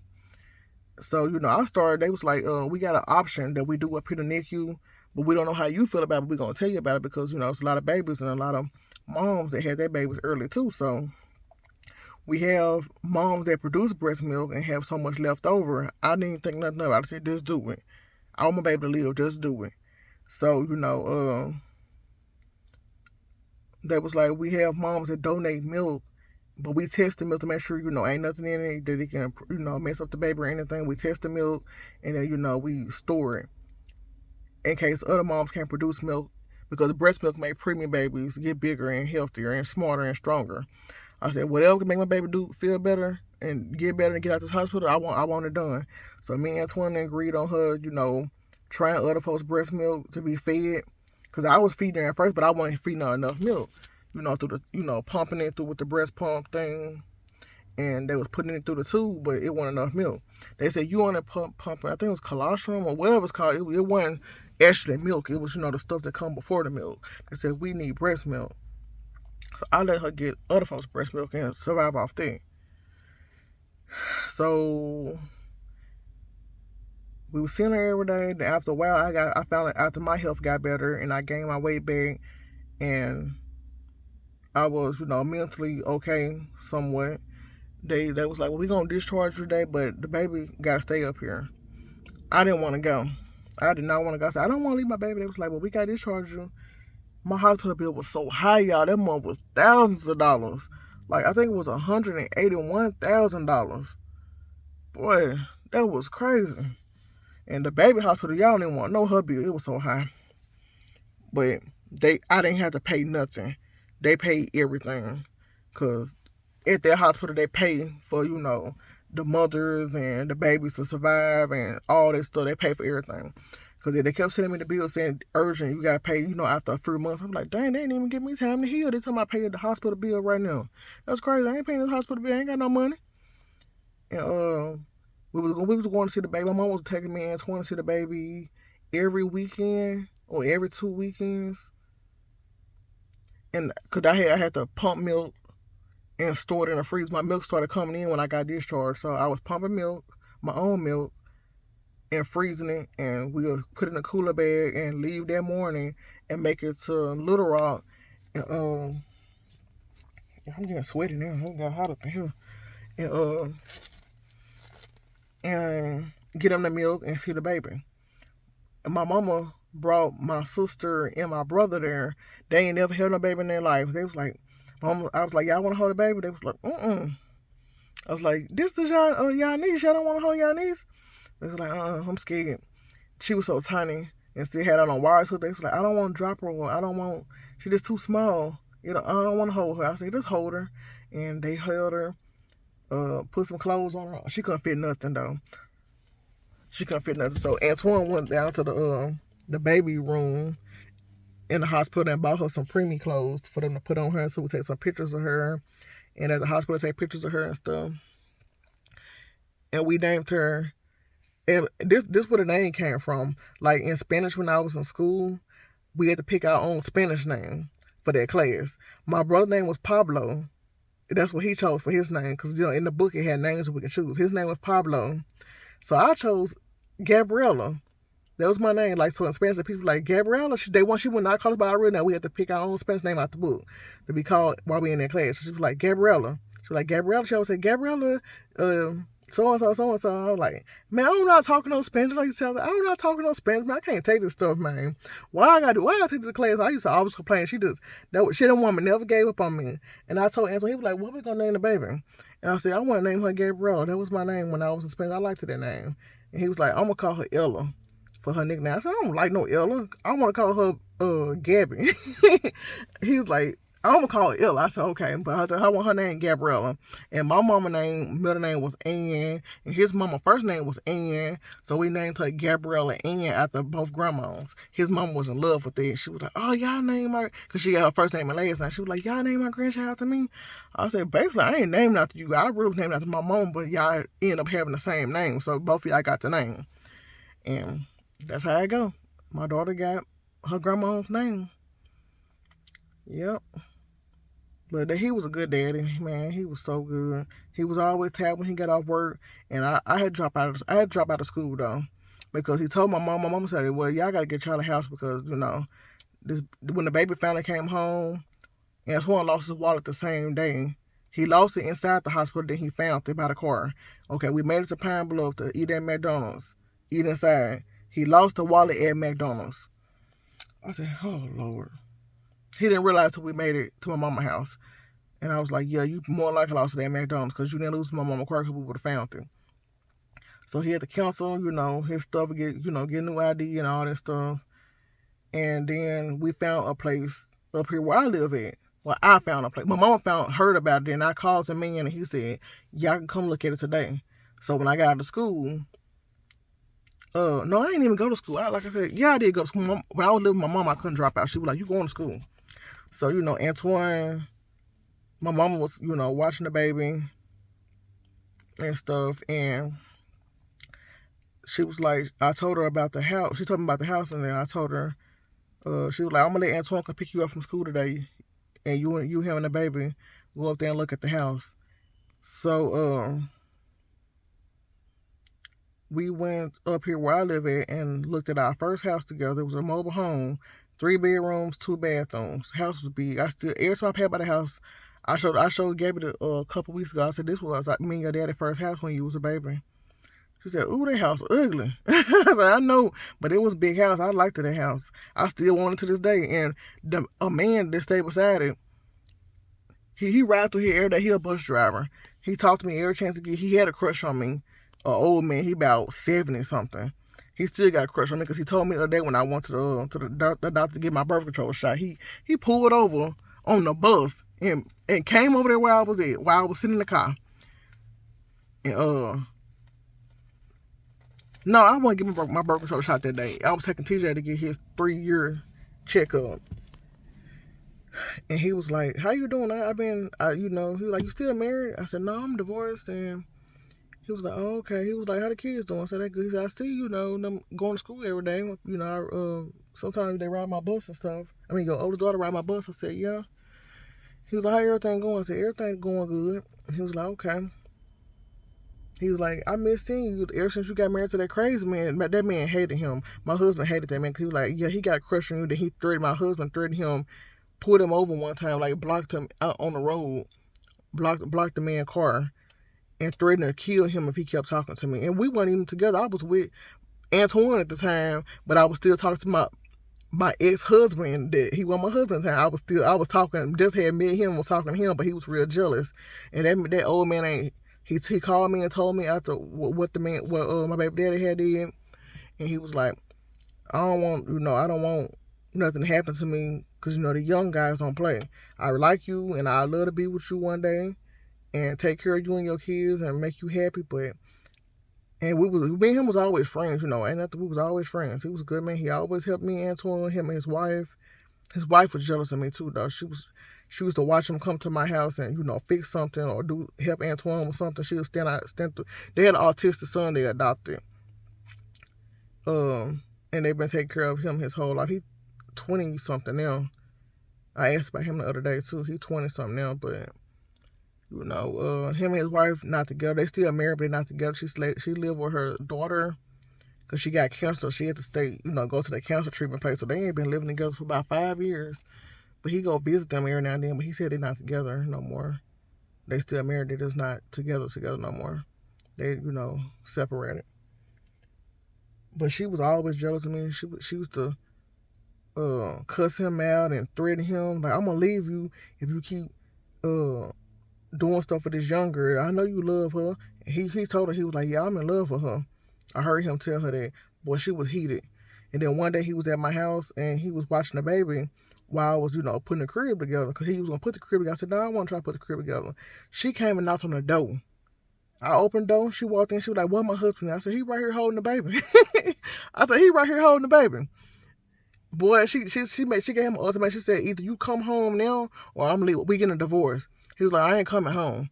I ain't want to get I ain't want to get in the middle. I said, "This ain't got nothing to do with me, but I don't want to get myself hurt or killed over no man that don't belong to me and that I don't want." Like I said, he was an old man, but we was real good friends. He helped us a lot. His wife, like I said, his wife started out helping us. She used to watch the baby and stuff sometimes. And cause she loved Gabby. She loved her. She like, I love your little baby. And she just said, she can understand because her adopted son, I ain't gonna call you adopted, her son was sickly and like I said, he autistic and stuff. So she said, "I understand what you're going through." I said, "Okay." So she loved helping and holding Gabby, but she gave him an ultimatum when he was at my house one night. It was late at night too. It was like 11 something, and Antoine was at work at the prison. Me and him, I just got off the phone. He said, "So you get some help putting the crib together?" And at this time, I said, "Yeah." He came on over here because I called him and asked him, "Can he do it tomorrow?" While Antoine was at home. While me and Antoine was at home, he said, "No, I can come do it now. I'm not doing nothing." And he came over, and then I ended up, I didn't know put all the crib together because I was stressed out and it was hard. But after his wife left and he never left with his wife and went home, I took the baby from him. I said, "Baby, you should go home because I don't want to ruin your marriage." He said, my marriage been ended a long time ago. I said, "They ain't got nothing to do with me. I don't want to be, I ain't trying to get killed because your wife, think we messing around, think something going on. I don't got time for that." And I want to be in the middle of that. Antoine started getting jealous for me. He's like, "I know that old man love you." I said, "Yeah, he do, but I don't want, it ain't nothing like that." He was like, "Okay." Antoine left alone. He wanted the stressful type. He didn't do all that accusing and stressing. He was quiet. He didn't care about all that. But the man was still helping me, Antoine. His wife got over it. But she was jealous of me. She every time she said it, she rolled eyes at me. She was mad at me. That woman hated my guts. And he put the crib together that he went back home. Oh yeah, that man was crazy. He used to write me letters, long letters. He worked at the school, so I told you I dropped out of school. After me and Antoine moved in the house, my mama let me move for him, move out the house and move with him. And she said, Antoine, you gonna promise me that she gonna continue going to school because I don't want her to drop out. I want her to still go to school. You got a car, she ain't got no license, so you gonna have to bring her to school down here every morning. He said, yeah, I promise. He started doing it for a month, and he was like, man, I'm just too tired. One day, me and him got into it because we never argued. He didn't argue with me. I did all the arguing, but he didn't argue with me. He just left everything alone. He wasn't the arguing type. He never raised. Even when he raised his voice, you wouldn't take him serious because his voice was so light. So he didn't do all that. So I said, Antoine, wake up. I gotta go to school. He was like, man, I'm tired. I just got off work. I'm too tired. I've been doing it every day. He was like, he didn't say me to drop out, but he was like, I can't take you. I can't keep doing this. I'll be too tired when I get off work. I work 12 hours and I have to wait until school open for you. Stay up a whole extra hour and then take you to school and come back. And I still got to be up with the baby all day because the baby couldn't go daycare. She was, too small. And they didn't have, her formula, pre-me formula. And they said they couldn't do kids, that's real sickly and stuff or was so small and stuff. So she wasn't old enough to go daycare, or she was old enough, they just wouldn't take her. But no, she wasn't old enough at that time. She was like, yeah, she was old enough. They just won't take her. And some of this I ain't gonna get into right now because I don't want my mama watch my video and get in her feelings. Cause I told you me and her this when we stopped being close. But yeah, I dropped out of school, and then all this stuff happened between me and my mom and Antoine and myself, and then I decided, well, I'm going back to school. I want to at least try. Yeah, I was 19 in the 12th grade. Then turned out I was pregnant again. I ain't go back to school till I found out I was pregnant again. But this baby went Antoine, baby. We ain't gonna get into that. But this baby went Antoine, baby. So I was pregnant again. I decided to go back to school. And I was 17 when I moved out. Because I had her at 17. And I moved out. And me and Antoine moved together in their house. And a year passed. I dropped out of school. A year passed. And I got pregnant during that year. And I decided to go to school the next school year. And they said, well, the school was like, man, you really too old to be going to school around these kids and stuff. But I was like, I don't want no kids. I don't want no boy out here. I got a whole grown man at home. I ain't looking for no boy out here. Or look, these little kids can do nothing for me. I just want to get my high school diploma. So they let me go to school. I dropped out again after I had the baby. And then I begged them to take me back. Now I'm 20. They let me come back to school. And they said, well, I had to keep missing school so many times and missing so many days, and my grades was bad. They was like, we got a deal for you. If you can come all summer and pass, these summer classes on the computer, then you will get your high school diploma. Boy, I was so happy. But the math was so hard, I couldn't get the math down pat. So Antoine's sister, I paid her, and I paid another girl that I used to be friends with when I used to go to school in my old town. They did my math for me, so I paid them, and I got my high school diploma. And the teachers watched my Aaliyah. She was a baby at the time. They watched her while I did my homework. She was always in the office with them. They was holding her, feeding her, letting me get my homework done. I didn't have to be around no kids. I was the only student. I was the only person there in the library to get my homework done. And I finally, I didn't have my license then, I don't think. Yeah, I had my license then. I had this, I forgot what type of car it was, but it was like a little old car that me and the old man was riding together, and we found the car on the side of the road in these old people yard. They had no miles on it, nothing was wrong with the car, so I bought the car for $1,500, and been driving the car, around town and to school and stuff, and I got my diploma, y'all. I graduated. Well, I didn't graduate with the class, but I don't care about none of this shit. I got my diploma. I was happy. So I got my diploma, and I was feeling so good about myself. That same day when I got my diploma, It was in 2013. That's when I graduated. I was saying that's when I got my diploma. That same day, I came home from school, got online because I didn't want to go to college in my area, in my town. I didn't want to go to no college no more. I signed up for University of Phoenix online, and I started taking college classes that same day. That same day, I did. I was doing good for 8 months straight, even with the two kids. I was doing so good. I was so proud of myself. Me and Antoine moved to another house, uh, my second house down the street from my old house when I was pregnant with Aaliyah. And then, I met her dad during that time and stuff. And, we did that 1 or 2 times when I got pregnant. I ain't ever talked to the man no more after that. Ain't nothing happened between us no more. He stayed on the street, too. He came to see his child because Antoine, when I had the baby, and Antoine already figured. He asked me, he said, "Is this my baby?" I said, "I don't know. I really don't know." And he said, "Okay." He wants the doctor's appointments, all doctor's appointments, and we was doing good and happy and stuff again. He left it alone as usual. He didn't stress me about it. He started stressing about it when I got to the end of my pregnancy. He was like, "Man, I'm scared this ain't gonna be my baby. What if this not my baby?" I said, "I don't know what's gonna happen to us if it's not your baby." He said, "I don't know. I don't want. I don't know. I don't want to deal with this no more." I said, "Yeah, I know." But I had the baby. He was a little off to himself when I was in the hospital because, like I said, he was worried that it wasn't gonna be his baby. I had the baby. I ain't get no epidural or nothing. Just had the baby. I was stressed out. I just wanted the damn baby out of me, and I wanted to see who baby it was. I had the baby, and he was right there by me when I holding my hand and helping me push when I had the baby. Baby came out, and Swan was mad. The woman left out the room, we cleaned the baby up, and I held the baby. I said, "What's wrong with you?" He was like, "That ain't my baby." I said, "How you know this ain't your baby?" He said, "Man, that baby look Mexican. This not my baby. This baby don't look nothing like me. This baby look Mexican." I said, most babies come out looking light skin. He said, "That baby look Mexican. That is not my baby. I know a light skinned baby when I see a light skinned baby. That baby look Mexican. That's not my baby." And I said, "Man, I'm not gonna argue with you." I knew the baby didn't look nothing like Antoine, to be honest. I knew it didn't. I thought, started looking at her, holding her and looking at her. So I was like, okay, he right. That's not his baby.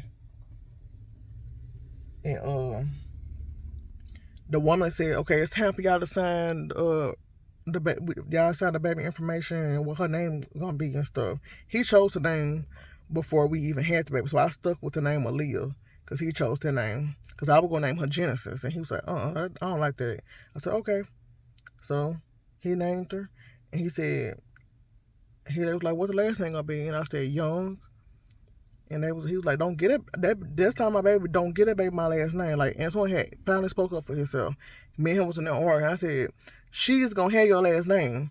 He said, "No, I don't want that baby to have my last name. That's not my baby." I still put her in his last name. He left it alone. He didn't say nothing else about it. And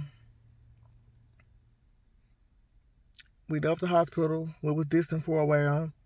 We made it home. He left the house. Me and the kid, he said, "I'm gonna leave the house for a couple hours." He left the house for a couple hours. I don't know what he wanted to do. I know what he wanted to do. He went to a party with one of his coworkers. Well, she was my cousin, but I don't even claim her because, she was dirty too. But he went, that was his coworker. They was working together at the prison. And he went out, danced with a girl, a girl. They exchanged numbers. It's a long story. But I called him in the live, and I said, "You know what? I can't get mad at him because look, I done had a whole baby on this man. Why would I get mad about something like how can I get mad about something like this? I'm not gonna get mad about nothing like this." So I left it alone. Didn't stress about it. I stressed about it at first because I was in my feelings and hurt. But I said, now you want to be hurt, but you want to have a whole baby on this man. How can you be hurt about something he did? So I didn't, we got back together and we never broke up, but cause we were still living together. But we got over our issues. We made it work. We got close again. He was helping with the baby, as he was helping with the baby from day one. His mom and them came to the baby. They didn't say nothing. His mama. We already got into it before. She didn't say nothing, but she knew this time this baby wasn't his. But she always said, "I'm coming to see his sister. Like, I'm coming to see my niece," and his mama like, "I'm coming to see my grandchild, my grandkids." But they knew the baby wasn't his. But they never questioned him. They probably said it to him. When I went around, they was like, "That ain't your baby." But they never said it in front of me. But I said it in front of them. I said, "This is not Antoine, baby." And they just was relieved they didn't have to say it, so I said it my own self. So yeah, that's how that happened. Aaliyah is not Antoine's child, but he take care of her now, like it's his child. If something ever happened to me and I die, and he's still around and I did his own self, she want to go live with him and her sister. I don't want my kids split up, but that ain't their daddy, so Isabella and TJ would have to go with their dad. Ooh, I'm regretting. I wish my mom can get it, but I wouldn't put that responsibility on my mama. I just hope that their daddy will step up and be a good parent. But if their granny still alive, they'll be living with their granny because she raised all his kids basically. Well, he ain't got that many kids, but me and him got kids together. He got his older daughter, but she raised his older daughter. He ain't do nothing. So I'm sure if something happened to me, Bella and TJ would more likely go to their granny if she's still alive at the time because she old too. But I told Antoine, if something ever happened to me, I even told my husband when he was married, I said, if something ever happened to me, you get your kids and you take care of your kids, but I want Gabby and Leah together and they going with Antoine. And he was like, okay. But I had a good baby daddy. He was a good man. I just messed that man's life up. Y'all, I talked to y'all an hour and 36 minutes about my life. Boy, this is crazy. But it feels good, talk to somebody, getting this off my chest, have somebody talk to about it. So, yeah. But I gotta get out this car because I'm getting sweaty. I gotta open it up and get some air. Ooh, the air feel good. Cause look at my chest, y'all. It's so sweaty. Look at my hand. Sweaty. And I got this coat on. The sun beaming on me. Now I probably wouldn't even mind going to my house while it's cold to start painting. I think that's what I'm finna do. I had to pee all this time I've been on the recording with y'all, and I ain't went to the bathroom yet. I've been sitting here. But I think that's what I'm finna go do. You see the house over here? Y'all can't see it. It's like over here. The people moved at their house and messed their house up, knocked the windows out, left the doors open, threw all their stuff out in the yard. I wanted to go see what they had out there. I could see something out there, but I don't know what it is. But I don't want to be seen over there. That's why I think, I did anything over there, so I'm not going to do it. But I do want them flower pots, though. I ain't gonna leave there no more. But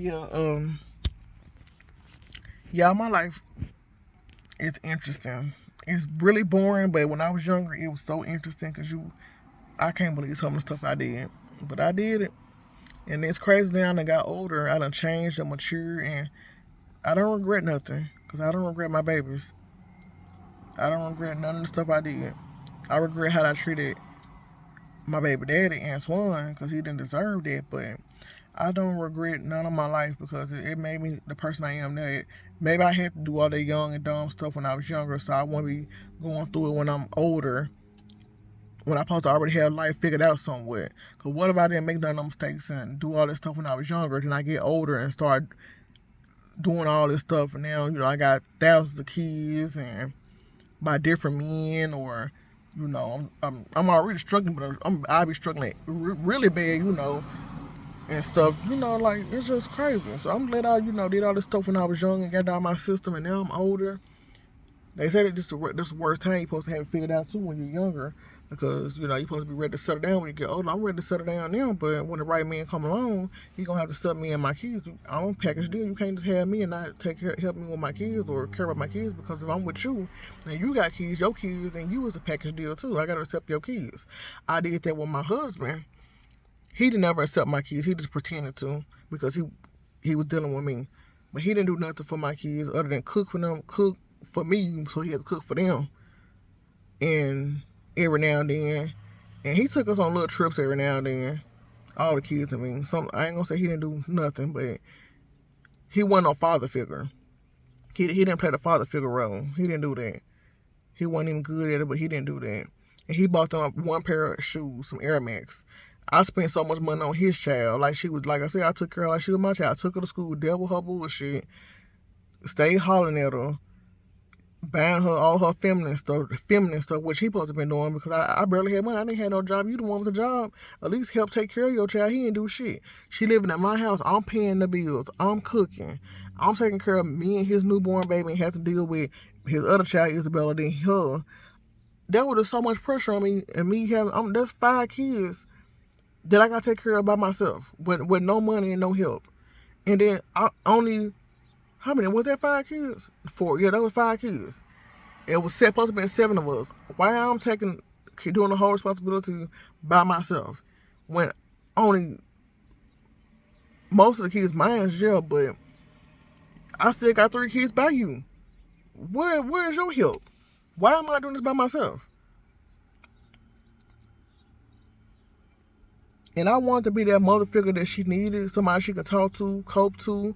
The girl really needed therapy. Somebody she can express her feelings to if she don't feel comfortable talking to me. But I let her open up about me. I already knew she was when she started having sex and sneaking out. I already knew. So I was talking to her about the sex, sex life and all that. I knew about everything she was doing.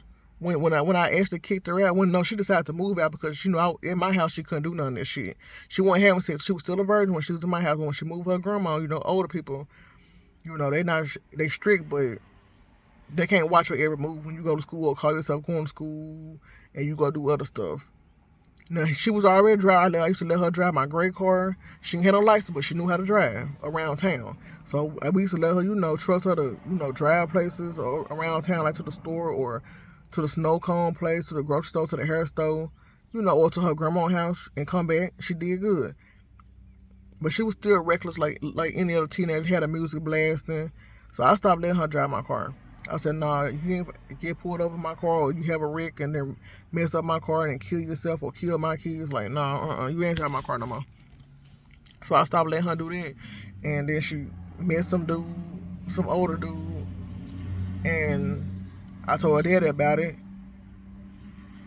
She was vaping and stuff at school, and she brought the vape home, so I went through her stuff, because the girl was nasty. I don't even want to talk about it, but she was nasty. She was just buck wild, like most kids, just nasty. But, so I'm trying to wash her clothes, and I'm going through her backpack, I ain't searching for nothing, but, I'm still checking on to make sure everything the way it's supposed to be, because she's a teenager. So, make sure she ain't doing nothing. Found vape pens and all type of stuff in her backpack. So I called her daddy, and all he did was, he was like, call me when she got out of school. So I called him when he got out of school, let us talk to her and everything, and he didn't do shit but raise his voice and threaten. But when he came home from off road or whatever he would call himself doing, he was doing too much, like what you shouldn't do to a kid. And like, you don't punch and slap and whoop her ass if you're gonna do any of that. You ain't gotta beat her, but whoop her ass. But let her learn a lesson or know you ain't playing with her.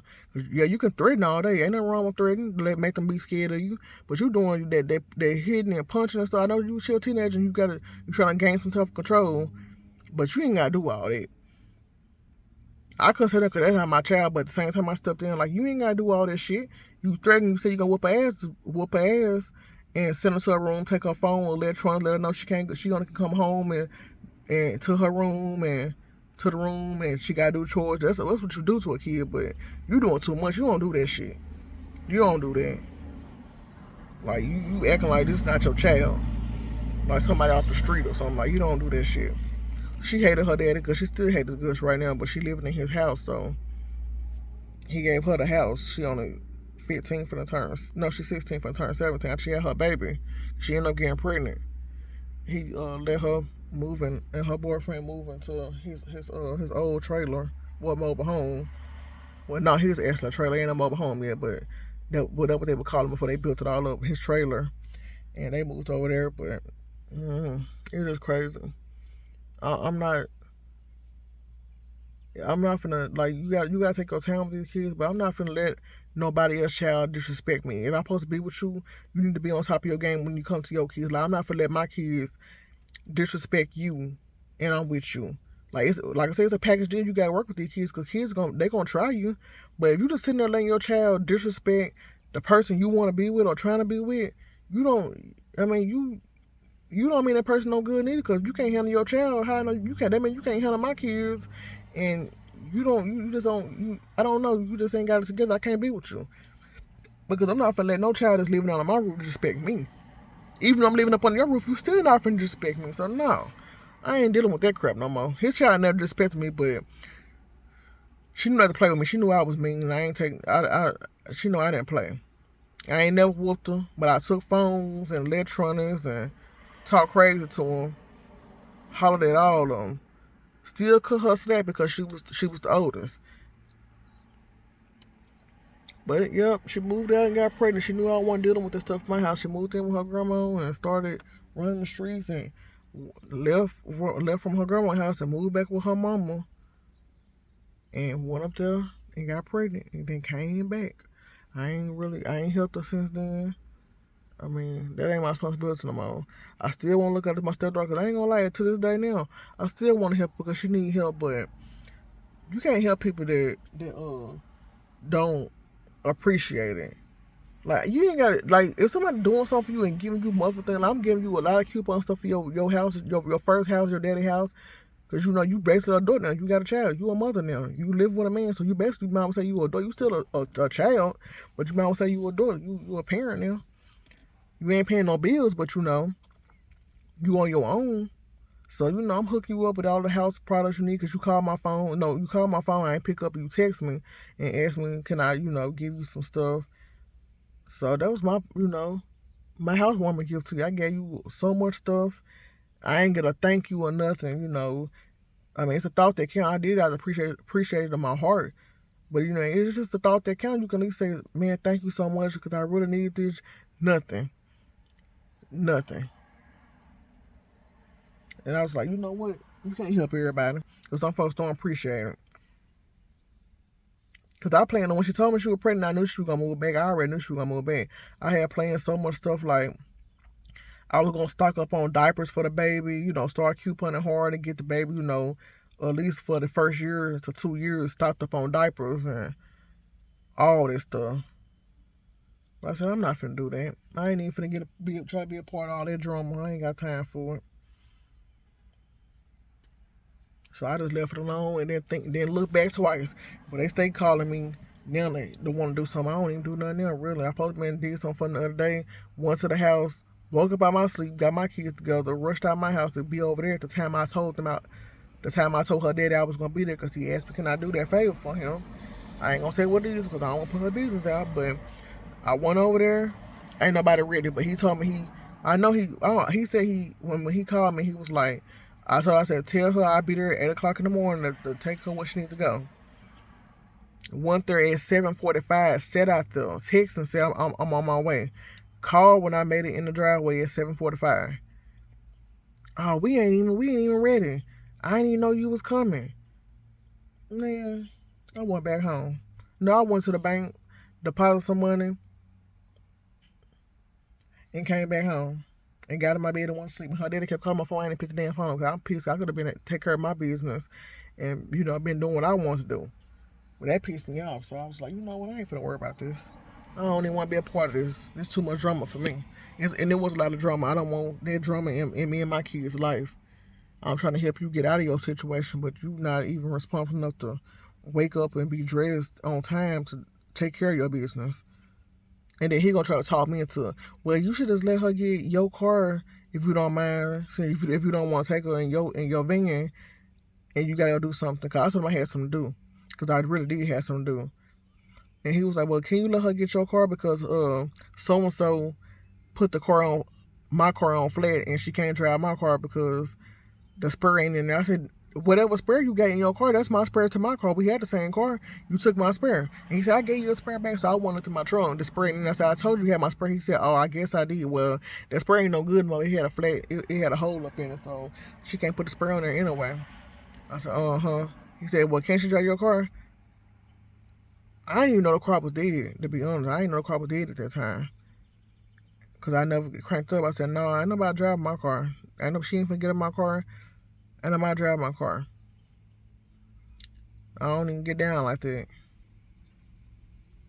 It ain't happening no more. That's when I told him, I said, I'll come pick them up at 8 o'clock. And like I said, nobody wasn't ready, so I'm not gonna sit out there and wait around on you because I gave you a heads up and told you what time I was gonna be there. I don't like being late for nothing. I'm always early for everything, ahead of time. I'll be about 20 minutes ahead of time on my appointments, and to sit out there or go straight in and be seen right in and there and come on out. I'll be back out before the appointment time. I never, even when I had my baby and every kid I had, even for their appointments, I always woke up on time. Everybody can't do it, but I'm always on time for stuff. I rarely ever been late unless somebody made me late, like holding me up or something, or traffic to help me up. But I ain't never been late, not even through traffic, because like I said, I leave 20 minutes or 30 minutes early. It could be in town. I'm still gonna leave way early to be there on time. Like I'll be there before the place even open. I'll be watching people go in, open the doors, and turn the lights on. I never been that way with all my kids. Like I never just been that type to just be late. I'm always on time. Like I don't like being late for nothing. If I tell somebody I'm gonna do something, best believe I'm gonna be there a little early, at least 5 minutes early. I want you. I told you I'm gonna be there at 8, so I'm gonna be there about 7:45, 7:50, waiting on you to come out at 8. Cause I know you ain't gonna be on time, so I'm letting you know what time I'm coming. I'm gonna be already out there waiting on you. Everybody I meet, ain't nobody never been on time for nothing. Ain't nobody they been in my life ain't never been on time. And they say they gonna be here at this time. They ain't never been on time. I tell somebody I'm gonna be on time. Like I said, I'm gonna be there early, and I'm gonna call you like I'm outside. They can't even believe it. They were like, I thought you were coming this time. Well, I came early. So I'm on top of all appointments. Sometimes I might forget, but more than likely I don't ever forget. I just might. Yeah, I do forget. Well, I only forgot one appointment recently, my therapy appointment, and they had called and reminded me the day before. But like I said, I turned all my alarms off on my phone, and I went back to sleep. And then they text my phone and said, your appointment started at so and so time. And I was like, damn, I forgot about that. But that rarely happen. I don't miss nothing. I keep up with all my appointments, my kids' appointments. The doctors even be saying, you won't never be late, or you always on time. I can't say you one of the parents to keep up with all your kids' information and appointments, checkups, and all that. You always here. You always schedule them. You always come on the schedule day. I said, sure do. I don't play that. And they've been like that from day one since I started having kids. I never played that.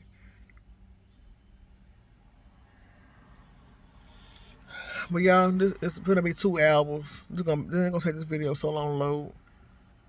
I'm gonna have to do a separate video. This is gonna just be me talking, I guess, and then the other video gonna be, I'm gonna try to get me painting, but y'all, my shirt too small, so I don't want my crack to be showing. I just bought me some bigger clothes from the thrift store, like I told y'all, but they still in the dryer. I ain't never took them out and fold them up yet. I ain't fold no clothes up yet. But um, I guess I'm tall. I gotta get my shirts extra long or extra baggy. For them, I like my butt covered up. I don't like my butt showing really. Like just the butt part of the pants and stuff. Like I like the shirt over my behind. When I like, especially when I'm recording, that make me feel uncomfortable sometimes. Sometimes I do it and I don't be thinking nothing of it. But if I'm gonna be painting and recording me doing something, like standing up, raising my arms and stuff, I want to make sure my body covered up fully.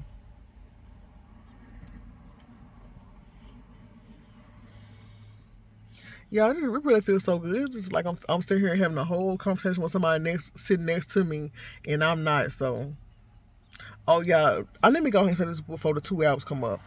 You remember that young guy I was telling y'all about, talking about, uh, they been texting me inboxing me back to back.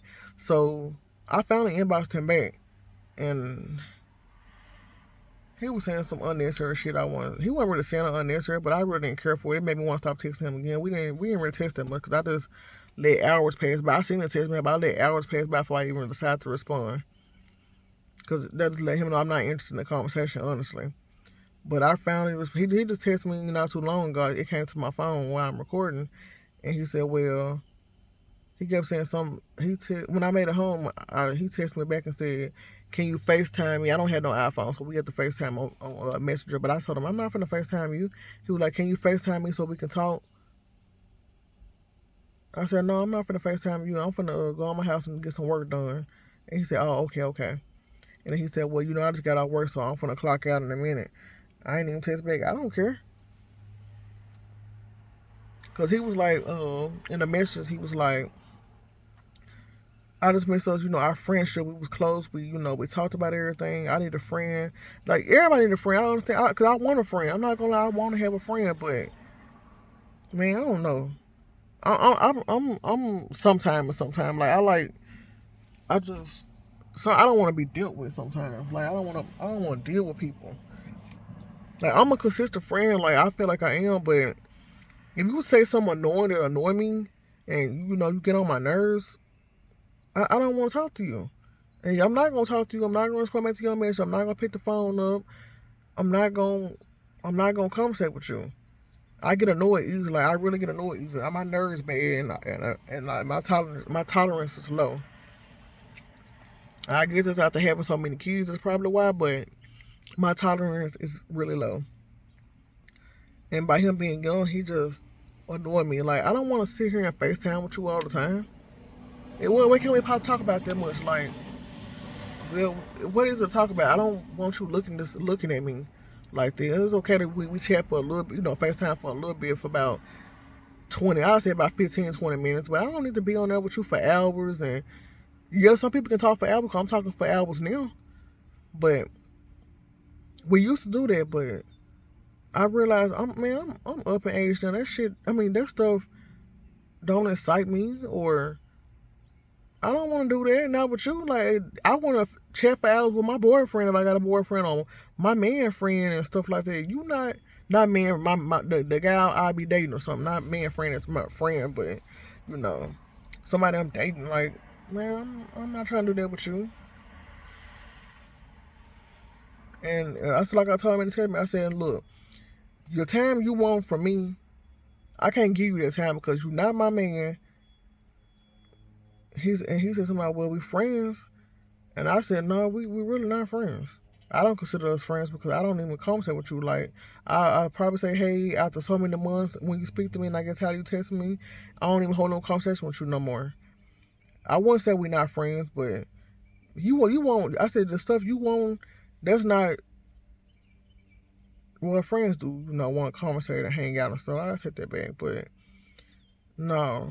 I said, I'm not trying to give you that time. That's some time I want to get to the man I'm dating or conversating with. Like, trying to talk and be with or see something with. Like, I'm not trying to give you boyfriend, girlfriend. I don't know how to say it, but I'm not trying to give you that type of time like that.